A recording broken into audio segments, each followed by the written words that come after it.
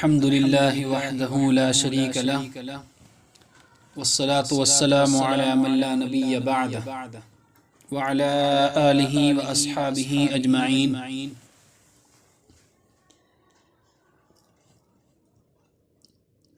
آج کی ہماری یہ گفتگو تین باتوں پر مشتمل ہے. سب سے پہلی بات تو یہ ہے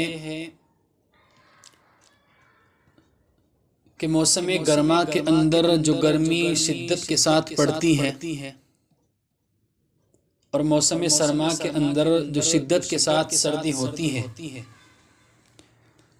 اس کی شرعاً کیا وجہ ہے اور شرعی اعتبار سے اس کی کیا حقیقت ہے. دوسری بات، جیسے فی الحال موسم سرما چل رہا ہے تو اس کے اندر ہمیں کیا عمل کرنے چاہیے اور یہ موسم ہمارے لیے کس قدر نعمت ہے، اور اس موسم کے اندر ہمیں اللہ تبارک و تعالیٰ کی کس طریقے سے عبادت کرنی چاہیے اور اس موسم کے اندر کن دعاؤں کا اہتمام کرنا چاہیے. تیسری بات، موسم سرما کے اندر چند ایسے مسائل ہیں کہ جن کی ہر اس شخص کو ضرورت پڑتی ہے جو 5 وقت نماز پڑھنے والا ہے. یعنی تمام مسلمان نماز پڑھتے ہیں تو ظاہر ہے کہ تمام مسلمانوں کو ان مسائل کا سامنا ہوتا ہے، اور ہر نماز میں ہوتا ہے اور ہر وضو میں ہوتا ہے. لیکن سردی کے موسم میں عوام الناس میں سے بہت سے لوگ، بلکہ بعض پڑھے لکھے بھی ان مسائل میں بعض دفعہ سستی کر بیٹھتے ہیں. لہٰذا یہ 3 باتیں بیان کرنا آج کی اس گفتگو کا مقصد ہے. سب سے پہلی بات، جیسا ہم نے بتایا کہ موسم گرما کے اندر گرمی کا آنا اور موسم سرما کے اندر شدت کے ساتھ سردی کا پڑنا. محکمہ موسمیات اور دنیا کے ماہرین اور بڑے بڑے سائنسداں اس کی کیا وجوہات بیان کرتے ہیں، وہ اس کا کیا سبب بیان کرتے ہیں، ہمیں اس سے کوئی سروکار نہیں. چونکہ جس چیز کے بارے میں اللہ تبارک و تعالی یا اللہ کے پاک نبی صلی اللہ علیہ وسلم کوئی بات ارشاد فرما دے، ایک مسلمان کے لیے، ایک ایمان والے کے لیے اس بات کو ماننا ہی لازمی ہے اور اس بات پر سرخم تسلیم کرنا ضروری ہے. اسی میں کامیابی ہے اور اسی میں اللہ تبارک و تعالیٰ کی رضا ہے. تو دیکھیں، حضرت ابو ہریرہ نبی کریم صلی اللہ علیہ وسلم کا ارشاد نقل فرماتے ہیں، اور مسلم شریف کے اندر یہ حدیث موجود ہے کہ اللہ تبارک و تعالیٰ سے جہنم نے یہ درخواست کی کہ اے میرے پروردگار، میرا بعض حصہ بعض کو کھا رہا ہے، بس مجھے سانس لینے کی اجازت مرحمت فرمائیے. تو اللہ تبارک و تعالیٰ نے جہنم کو 2 سانس لینے کی اجازت دے دی، ایک سردی میں اور ایک گرمی میں. حضور پاک صلی اللہ علیہ وسلم ارشاد فرماتے ہیں کہ تم لوگ جو سردی کی ٹھنڈک محسوس کرتے ہو وہ جہنم کے سانس لینے کی وجہ سے ہے، اور جو گرمی کی تپش اور گرمی کی گرماہٹ محسوس کرتے ہو وہ بھی جہنم کے سانس لینے کی وجہ سے ہے. یہ ہے شرعاً گرمی کا آ جانا اور سردی کا آ جانا. اس حدیث سے یہ بات بالکل واضح طور پر معلوم ہوتی ہے کہ سردی اور گرمی کا آنا یہ اللہ تبارک و تعالیٰ کی مرضی سے ہے اور جہنم کے سانس لینے کی وجہ سے ہے. اللہ تبارک و تعالیٰ نے جہنم کو سانس لینے کی اجازت دی تو اس کی وجہ سے گرمی اور سردی آتی ہے کہ گرمی کے اندر شدت کے ساتھ گرمی پڑتی ہے اور سردی کے اندر شدت کے ساتھ سردی پڑتی ہے. پھر اللہ تبارک و تعالیٰ نے جیسے جہنم کے اندر مختلف قسم کے عذاب رکھے ہیں، ایسے ہی اللہ تبارک و تعالیٰ نے جہنم کے اندر ایک ٹھنڈک کا بھی عذاب رکھا ہے. یعنی اللہ نے جہنم کے اندر سخت سردی اور سخت ٹھنڈک کا بھی عذاب رکھا ہے. چنانچہ حضرت عبداللہ بن عباس رضی اللہ عنہما حضرت کعب رضی اللہ عنہ سے یہ روایت نقل کرتے ہیں کہ ان فی جہنم بردن هو الزمہریر. فرماتے ہیں کہ بے شک جہنم میں یعنی ایک عذاب ایسا ہوگا جس میں ٹھنڈک ہوگی اور وہ زمہریر ہے. اور اس کی کیفیت کیا ہوگی، وہ کیسا عذاب ہوگا؟ فرماتے ہیں یسقط اللحم عن العظم حتی یستغیثوا بحر جہنم، کہ وہ زمہریر ایسا ہے جس میں سردی کی شدت کی وجہ سے ہڈیوں سے گوشت گر جائے گا، یہاں تک کہ لوگ یعنی جہنمی جہنم کی گرمی کے حصول کی فریاد کرنے لگیں گے۔ اتنا سخت وہ عذاب ہوگا اور اتنی سخت ٹھنڈی والا عذاب ہوگا۔ حضرت مجاہد علیہ الرحمہ فرماتے ہیں کہ زمہریر کیا چیز ہے؟ وہ شدید ٹھنڈک کا عذاب ہے جس کی ٹھنڈک کو چکھنے کی بھی لوگوں میں طاقت نہ ہوگی۔ اتنی سخت ٹھنڈک والا عذاب جہنم کے اندر اللہ تبارک و تعالیٰ نے رکھا ہے، جس کو زمہریر کہتے ہیں۔ پھر حضرات صحابہ کرام رضی اللہ تعالی علیہم اجمعین نے اللہ کے نبی صلی اللہ علیہ وسلم سے جہنم کا جو زمہریر طبقہ ہے اس کے بارے میں معلوم کیا کہ اللہ کے رسول صلی اللہ علیہ وسلم یہ طبقہ کیا ہے؟ تو اللہ کے نبی صلی اللہ علیہ وسلم فرماتے ہیں بیت یلقا فیہ الکافر، کہ زمہریر ایسا مقام ہے جس میں کافر کو ڈالا جائے گا، فیتمیز من شدت بردہا بعضہ من بعض، فرماتے ہیں اس کی شدید سردی کی وجہ سے اس کے جسم کا بعض حصہ بعض سے الگ ہو جائے گا۔ اتنی سخت ٹھنڈک اور اتنی سخت سردی اللہ تبارک و تعالی نے جہنم کے طبقہ زمہریر کے اندر رکھی، کہ جس کی سختی کا اور جس کی ٹھنڈک کا یہ عالم ہوگا کہ ہڈیوں سے گوشت گر جائے گا، اور جہنم ہی کے اندر جہنم کی آگ کی فریاد کرنے لگیں گے، اتنی سخت ٹھنڈی والا وہ عذاب ہوگا۔ اور دنیا کے اندر بھی جب سردیاں آتی ہیں تو سخت سردی جب پڑتی ہے تو کہیں نہ کہیں بندے اس کو محسوس کرتے ہیں کہ دنیا کے اندر جب اس قدر سردی ہے، اس قدر سخت سردی ہے، تو اللہ تبارک و تعالی حفاظت فرمائے تمام کی، تو جہنم کے اندر کس قدر سردی ہوگی اور وہاں کس قدر سخت سردی والا عذاب ہوگا۔ اس لیے موسم گرما کے اندر جب شدید گرمی پڑے اور بہت ہی زیادہ تپش بندوں کو محسوس ہونے لگے، جیسے رمضان میں عام طور سے ہوتی ہے، یا جیسے موسم سرما فی الحال چل رہا ہے اور شدید ٹھنڈک پڑے اور سخت سردی پڑے، تو بعض حضرات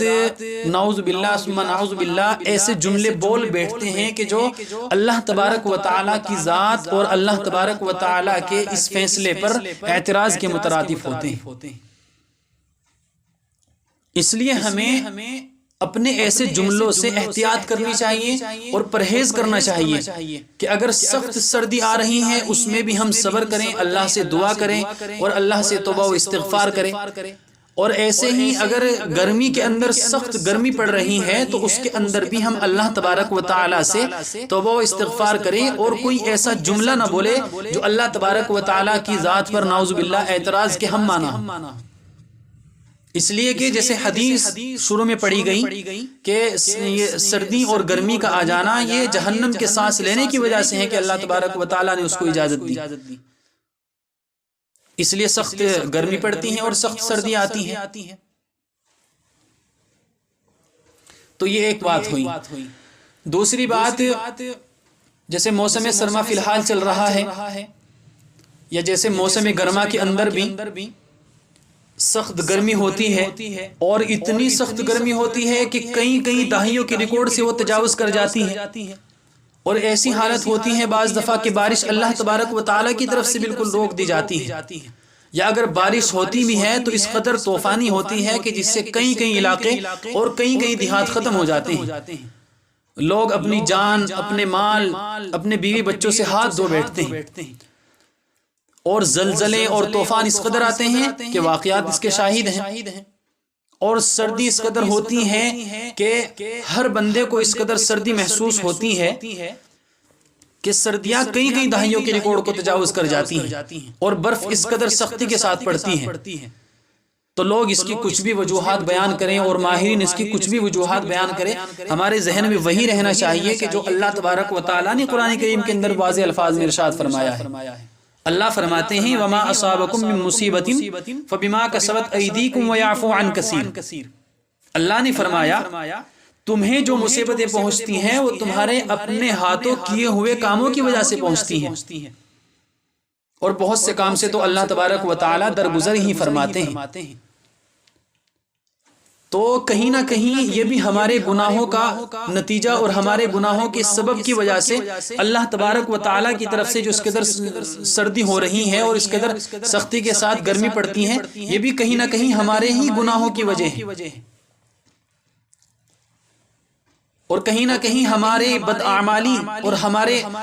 اعمال بد کا یہ اللہ تبارک و تعالیٰ ہمیں دنیا کے اندر ایک نتیجہ دیتے ہیں۔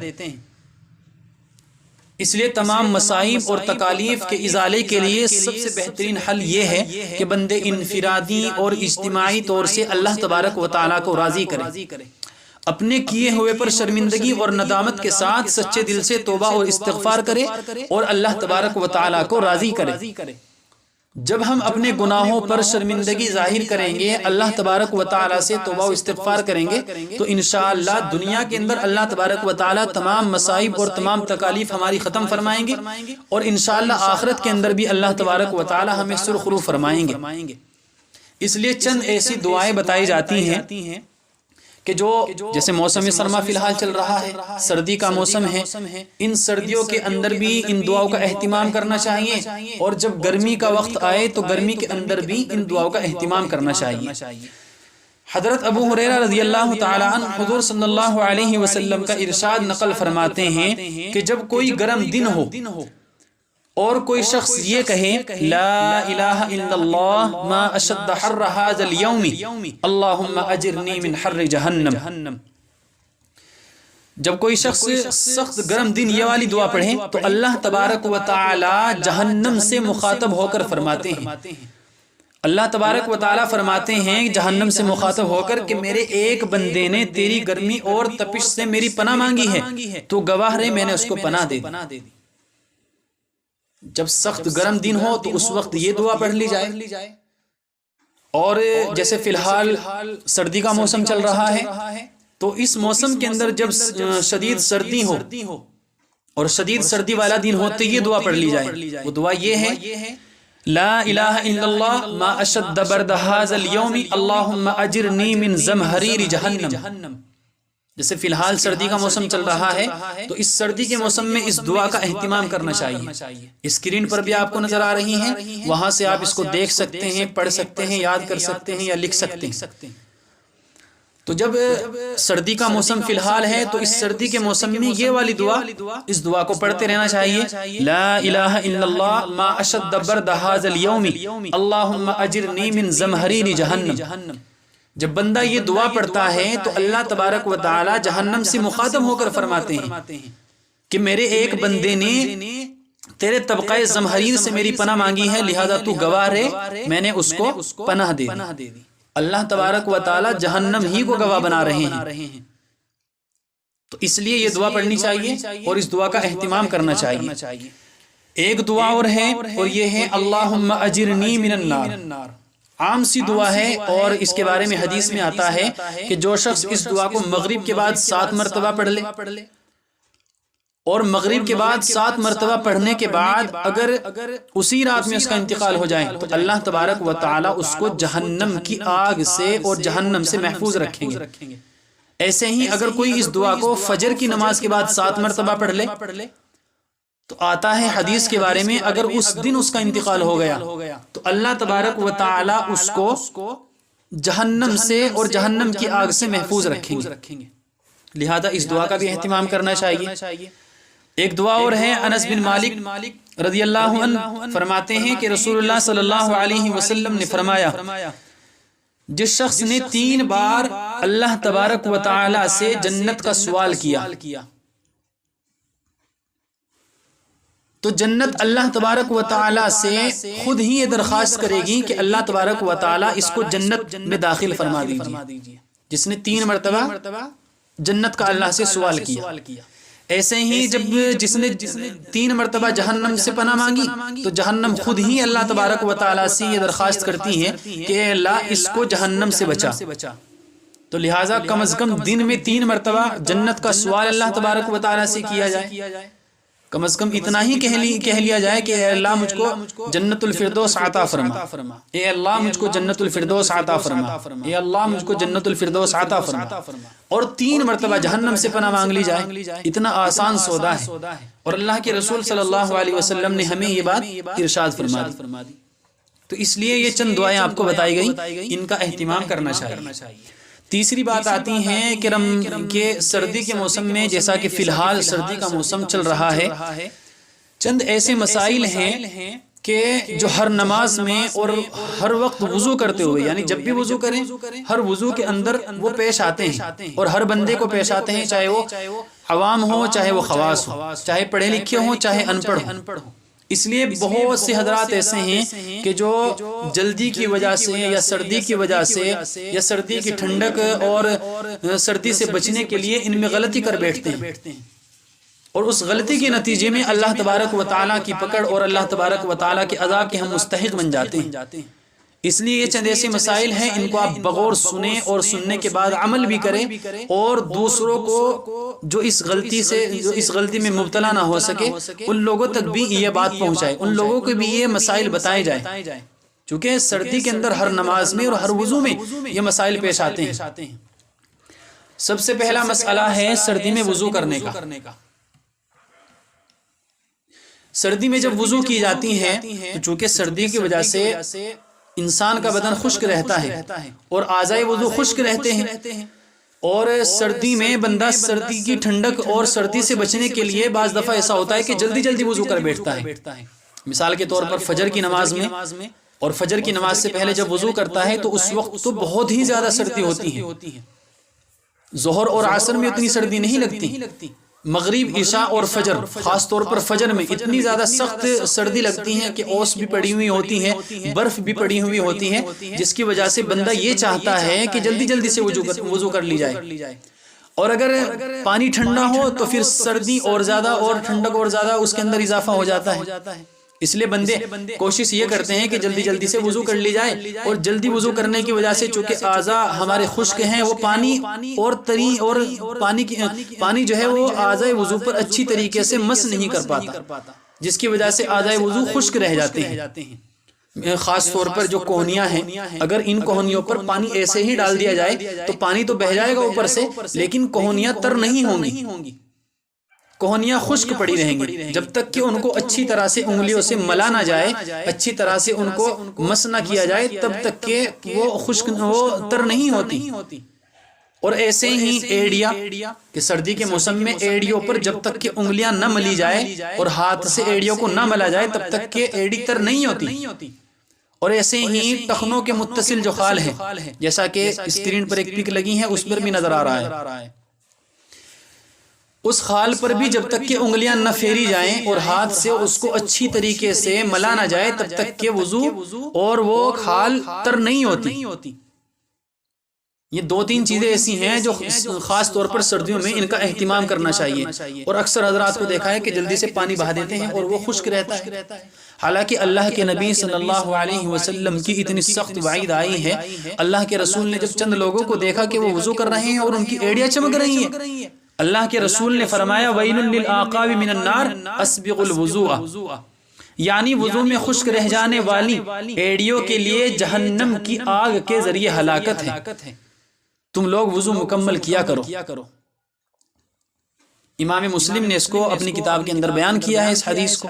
اور بڑی مشہور حدیث ہے۔ تو دیکھیں ایک جائز عمل اور ہماری سستی اور کاہلی کی وجہ سے کس طریقے سے وہ ہماری ہلاکت اور اللہ تبارک و تعالیٰ کی ناراضگی کا سبب بن رہا ہے۔ تو اس لیے اگرچہ ٹھنڈک لگ رہی ہے لیکن تھوڑی اور ٹھنڈ محسوس کر کے، تھوڑی اور مشقت اور تکلیف اٹھا کر کے ان اعضاء کو اچھی طریقے سے ملنا چاہیے، تاکہ اللہ تبارک و تعالیٰ کی ناراضگی اور اللہ تبارک و تعالیٰ کا عذاب ہم پر نازل نہ ہو، اور ہم اللہ تبارک و تعالیٰ کی ناراضگی کی وجہ نہ بنیں، کیونکہ جب ہماری وضو صحیح نہیں ہوگی تو پھر نماز ہماری کہاں سے درست ہو سکتی ہے۔ اس لیے کہ وضو نماز کے لیے شرط ہے، اور جب شرط ہی کے اندر خرابی ہے تو مشروط کیسے ادا ہو سکتا ہے؟ تو اس لیے اس چیز کا اہتمام کرنا چاہیے۔ دوسرا مسئلہ ہے جو سردیوں کے اندر عام طور سے ہر اس شخص کے ساتھ آتا ہے کہ جو نماز پڑھنے والا ہے، منہ ڈھک کر کے نماز پڑھنا، سردیوں کے اندر منہ ڈھک کر کے نماز پڑھنا یہ بھی مکروہ ہے، اس لیے کہ سردیوں کے اندر سردی اور ٹھنڈک سے بچنے کے لیے اگر کوئی آدمی چادر کا استعمال کرے، رومال کا استعمال کرے اور مفلر کا استعمال کرے تو یہ شرعاً ناجائز نہیں ہے، اس کے اندر کوئی کراہت نہیں ہے، ولیکن ہم چادر کو اگر اس انداز میں اوڑھے کہ اپنے منہ کو ڈھانپ لے اور چادر کو یا رومال کو ہم اس انداز سے اوڑھے کہ ہم اپنے منہ کو ڈھانک لیں تو اس کی وجہ سے پھر اب نماز کے اندر کراہت آئے گی، اس لیے کہ نبی کریم صلی اللہ علیہ وسلم نے ایسا کرنے سے منع فرمایا ہے۔ حضرت ابو ہریرہ رضی اللہ عنہ ارشاد فرماتے ہیں نہا رسول اللہ صلی اللہ علیہ وسلم ان یغطی الرجل فاہ فی الصلاۃ، نبی کریم صلی اللہ علیہ وسلم نے اس بات سے منع فرمایا ہے کہ کوئی شخص نماز میں اپنے منہ کو ڈھانپ لے، تو نماز میں منہ کو ڈھانپنا یہ مکروہ ہے، اس سے نماز مکروہ ہوگی۔ اور دیکھیں مزید علامہ طحاوی رحمۃ اللہ علیہ فرماتے ہیں کہ نماز پڑھتے ہوئے منہ پر ڈھانٹا باندھنا، ناک اور منہ کو ڈھانک لینا یہ مکروہ ہے، اور وہ اس کی وجہ یہ بیان فرماتے ہیں کہ یہ مجوسیوں کے فعل کے مشابہ ہیں، کیونکہ وہ لوگ آگ کی عبادت کرتے ہوئے ایسا ہی کرتے ہیں، اس لیے نماز پڑھتے ہوئے اپنے منہ کو نہ ڈھانپا جائے، چاہے آپ چادر اوڑھ رہے ہیں، چاہے رومال اوڑھ رہے ہیں، چاہے مفلر اوڑھ رکھا ہے آپ نے، اپنے منہ کو نہ ڈھانپا جائے، اپنے منہ کو کھول کر کے نماز پڑھی جائے۔ تیسرا مسئلہ ہے نماز میں چادر یا رومال میں لپٹ کر کے نماز پڑھنا یہ بھی مکروہ ہے،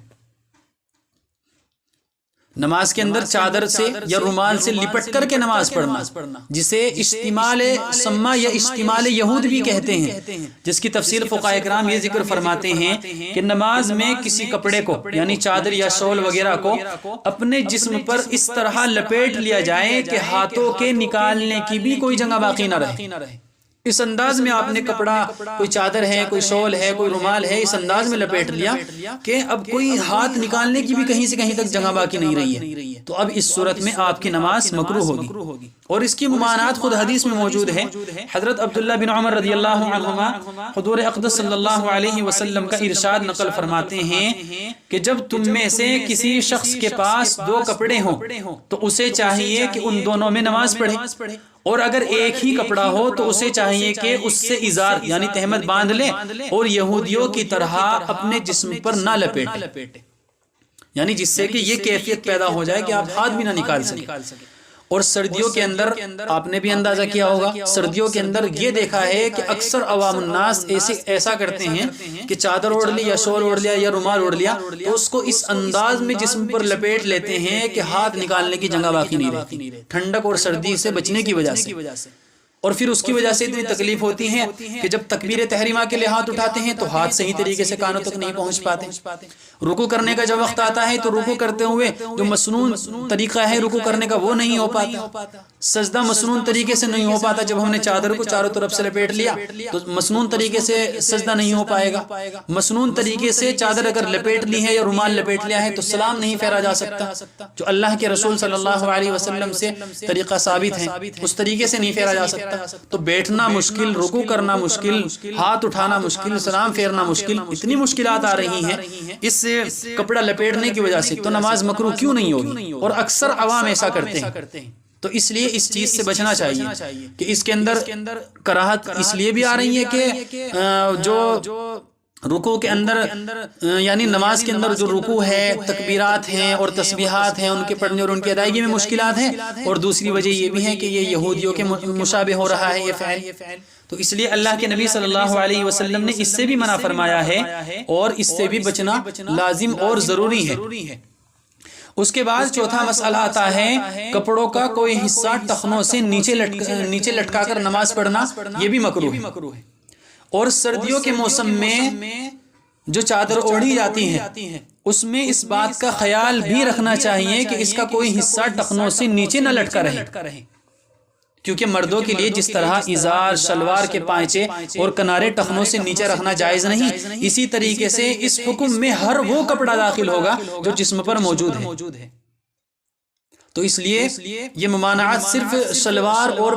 پینٹ یا پائجامے کے لیے خاص نہیں ہے، بلکہ جو بھی کپڑا آپ کے جسم پر ہے یہ ممانعات ہر اس کپڑے میں داخل ہوگی۔ چنانچہ شلوار ہے، پائجامہ ہے، پینٹ ہے، قمیص ہے، جبہ ہے اور امامہ ہے، یا سردی سے بچاؤ کے لیے اوڑھی گئی چادر یا شال ہے، سب کا حکم یہی ہے کہ ان کو ٹخنوں سے نیچے لٹکانا جائز نہیں ہے۔ اور سردیوں کے اندر لوگ اس کے اندر کوتاہی کر بیٹھتے ہیں، اس لیے نماز مکروہ ہوتی ہے۔ چنانچہ خود حدیث میں اس کی صراحت موجود ہے کہ یہ ممانعت کا حکم صرف ازار یعنی شلوار اور تہمت کے ساتھ خاص نہیں ہے۔ حضرت عبداللہ بن عمر رضی اللہ عنہما حضور اقدس صلی اللہ علیہ وسلم کا ارشاد نقل فرماتے ہیں، الاسبال فی الازار والقمیص والعمامت من جر منها شیئا خیلاء لم ینظر اللہ الیہ یوم القیامہ۔ فرماتے ہیں کہ اسبال، ازار، قمیص، امامہ سب میں ہوتا ہے۔ جو شخص تکبر کے طور پر اسے ٹخنوں سے نیچے لٹکائے گا، اللہ تعالیٰ قیامت کے دن اس کی جانب رحمت کی نگاہ سے نہیں دیکھیں گے۔ اللہم احفظنا، کتنی سخت وعید آئی ہے۔ اور لوگ عام حالات میں تو کیا، نماز کے اندر بھی اس چیز کا خیال نہیں رکھتے۔ اور سردیوں کے موسم میں عام طور سے جو چادر اڑی جاتی ہیں وہ اس قدر نیچے لٹکا لی جاتی ہیں کہ وہ زمین، اس کا کنارہ زمین کو مس کر رہا ہوتا ہے، زمین کو چھو رہا ہوتا ہے۔ لہذا اس چیز سے بالکلیہ پرہیز کیا جائے اور بچا جائے، کہیں ایسا نہ ہو کہ ہم نماز بھی پڑھ رہے ہیں اور اللہ کے نبی صلی اللہ علیہ وسلم کی جو وعیدات آئی ہیں ہم ان کے بھی ہم حقدار بن رہے ہیں۔ اور حضرت عبداللہ بن عمر رضی اللہ عنہما مزید فرماتے ہیں، ما قال رسول اللہ صلی اللہ علیہ وسلم فی الازار فہو فی القمیص۔ فرماتے ہیں کہ ازار کے بارے میں آپ صلی اللہ علیہ وسلم نے جو کچھ فرمایا ہے، یعنی کہ اسے ٹخنوں سے نیچے نہ رکھا جائے، وہیں اللہ کے نبی صلی اللہ علیہ وسلم نے قمیص کے بارے میں بھی فرمایا ہے، یعنی قمیص کو بھی اپنے ٹخنوں سے نیچے نہ لٹکایا جائے۔ لہٰذا سردیوں کے اندر سردیوں سے بچاؤ کے لیے جو چادر اڑی گئی ہے، یا جو یہ سردیوں سے بچاؤ کے لیے جو موٹا قسم کا جبہ پہنا جاتا ہے وہ، یا ایسے طریقے سے کوئی رومال آپ نے اڑا ہے، کوئی شال اڑا ہے، اس کا بھی اس چیز کا خیال رکھنا چاہیے کہ وہ بھی ٹخنوں سے نیچے نہ لٹکا رہے۔ اور ایک بات مزید یہ بھی سمجھ لیجئے کہ سردیوں کے موسم میں چونکہ سردیوں سے بچاؤ کے لیے خفین پہنتے ہیں یا موزے پہنتے ہیں، اور خفین یا موزے پہننے کے بعد بسا اوقات ایسا ہوتا ہے کہ پائجامہ یا تہمند ٹخنوں سے نیچے چلا جاتا ہے اور اس کا احساس نہیں ہوتا، کیونکہ ہم نے موزے پہن رکھے ہیں یا وہ خفین پہن رکھے ہیں، اس لیے اس کا احساس نہیں ہوتا بہت سی مرتبہ، اس لیے اس چیز کا بھی خاص خیال رکھا جائے۔ اخیر میں ایک بات اور کہ سردیوں میں اکثر حضرات یا تو پیروں میں موزے پہنتے ہیں یا پیروں میں خفین پہنتے ہیں۔ جو خفین پہنے جاتے ہیں، جیسے کہ آج کل بازاروں کے اندر خفین دستیاب ہیں اور خفین کہنے سے آسانی سے وہ مل جاتے ہیں، ان کے اوپر تو مسح کرنا درست ہے، لیکن اگر کوئی شخص موزوں پر مسح کرے سردی سے بچتے ہوئے تو یہ جائز نہیں ہے، اس کا مسح نہیں ہوگا، وضو نہیں ہوگی تو نماز بھی نہیں ہوگی۔ اس لیے یہ چند ایسے ضروری مسائل ہیں کہ جو ہر وقت یعنی ہر نماز میں اور جب بھی آپ وضو کریں گے ہر وضو میں یہ مسائل پیش آتے ہیں، لہذا ان مسائل کو بالکل ازبر اور بغور سنا بھی جائے، پڑھا بھی جائے، یاد بھی کیا جائے اور عمل میں بھی لایا جائے۔ ایسا نہ ہو کہ ذرا سی سستی اور کاہلی کی وجہ سے ہم اللہ تبارک و تعالیٰ کی ناراضگی اور اللہ تبارک و تعالیٰ کے غصے کا سبب بن بیٹھے، اور ہم یہ کام ایک جائز چیز کے لے کر رہے ہیں اور یہی کام ہماری لیے جو کہ جائز ہے ہماری ہلاکت اور اللہ تبارک و تعالیٰ کے عذاب کا سبب بن جائے۔ اس لیے ان چیزوں کا خاص خیال رکھا جائے اور ان چیزوں پر خود بھی عمل کیا جائے اور دوسروں کو ان چیزوں کی تلقین بھی کی جائے، دوسروں کو ان چیزوں کے بارے میں سمجھایا بھی جائے۔ اللہ تبارک و تعالیٰ مجھے بھی اور آپ کو بھی عمل کی توفیق مرحمت فرمائے۔ واللہ تعالی عالم و علمہ اتم و احکم۔ زندگی باقی تو ملاقات باقی۔ والسلام علیکم ورحمۃ اللہ وبرکاتہ۔